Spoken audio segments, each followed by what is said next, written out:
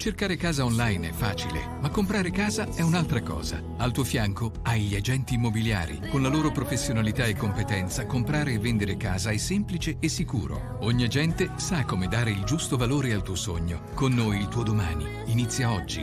Agenti immobiliari, semplicemente di casa.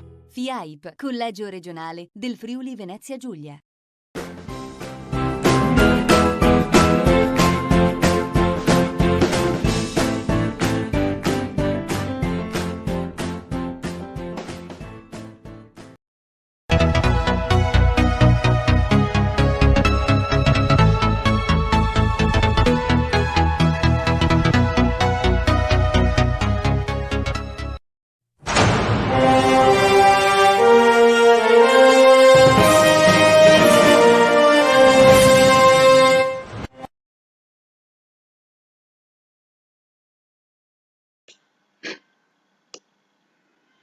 Cordiale saluto gentili amici e amiche alla visione all'ascolto, edizione flash del mattino del nostro infofriulitv.net in versione come sempre audio, video, giornale. Sono le 12.54 di oggi, lunedì 1 marzo. Andiamo a vedere subito le ultime notizie più importanti per quanto riguarda i fatti di cronaca in Friuli Venezia Giulia e partiamo chiaramente dal delitto di Trieste, iniziata nella Corte di Assise del Tribunale di Trieste davanti al giudice Massimo Tommasini l'udienza preliminare per discutere gli esiti della perizia psichiatrica su Alejandro Augusto Stefan Meran, il cittadino dominicano ritenuto responsabile della morte dei due agenti Matteo De Menego e Pierluigi Rotta nella sparatoria avvenuta in questura a Trieste il 4 ottobre del 2019. L'uomo accusato anche di 7 tentati omicidi di altrettanti poliziotti contro cui aveva sparato quel pomeriggio mentre cercava di uscire dall'edificio.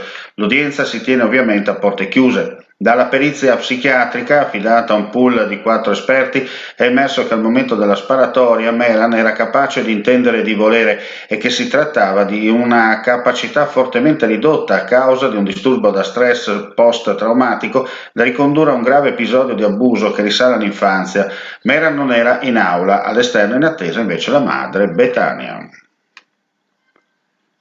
Cambiamo argomento perché c'è importante novità per quanto riguarda le strade sicure in Friuli Venezia Giulia, per dire che da oggi il dispositivo dell'esercito delle operazioni strade sicure nel nord-est, identificato nel raggruppamento dell'esercito Veneto Friuli Venezia Giulia, scinde con la creazione del raggruppamento Veneto al comando del colonnello Claudio Guaschino del reggimento Lagunari Serenissima e raggruppamento Friuli Venezia Giulia al comando del generale di brigata Andrea Bertocchi, comandante del Comando Militare Esercito Friuli Venezia Giulia. La nuova organizzazione, studiata dal Comando Forze Operative Nord di Padova e proposta dallo Stato Maggiore dell'Esercito, ottimizzerà i rapporti della Forza Armata con le prefetture e le forze di polizia e di gestire in maniera omogenea i compiti assegnati all'Esercito impiegato nell'operazione Strade Sicure, aumentando flessibilità di impiego e velocità di riconfigurazione in base alle esigenze.